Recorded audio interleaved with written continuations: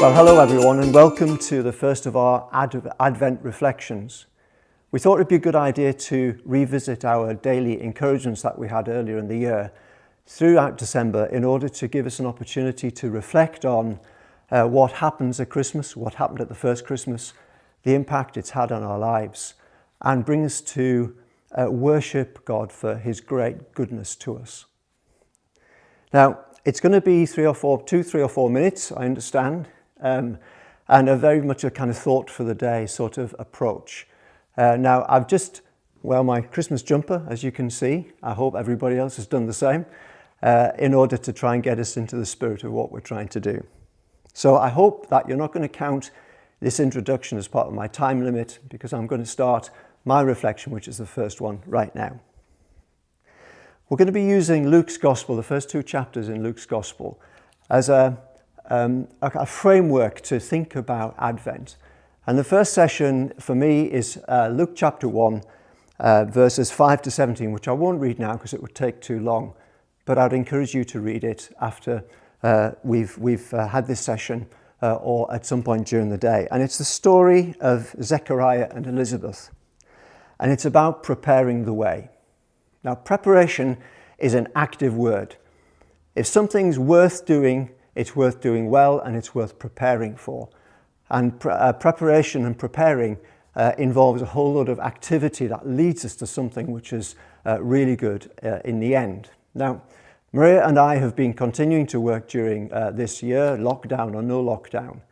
And during our sort of quieter times, we've been doing some work on the house. Those of you who know us know that we're quite keen on DIY, me in particular. And one of the things that Maria had said to me some time ago was that she really wanted a solid wood floor in the hall and into the back room. I did point out to her that the house is 100 years old, and so it's already had a solid wood floor for all that length of time, but that wasn't quite what she meant. She wanted an exposed wood floor, and the one underneath wasn't good enough. So I set about planning and preparing for this task. And you know, I love that kind of stuff. I love the planning, I love the preparation, I love the thinking, I love the organising, I love the problem solving. And in this case, it was where to get the wood, to get the plumber and the electrician in to do some work in order to get that out the way before the flooring went down. And so, just to let you know, this is what we ended up with. Solid wood, excellent. I'm going to put that on the floor now, back here. And when you might think I'm absolutely bonkers, but often when we went to bed and Maria was drifting off to sleep, I would be problem solving in the peace and quiet of lying, thinking about how I was going to get all the preparation right. And I'm about 75% of the way through the job, and actually it's not going too badly. And I love it. I love that preparation.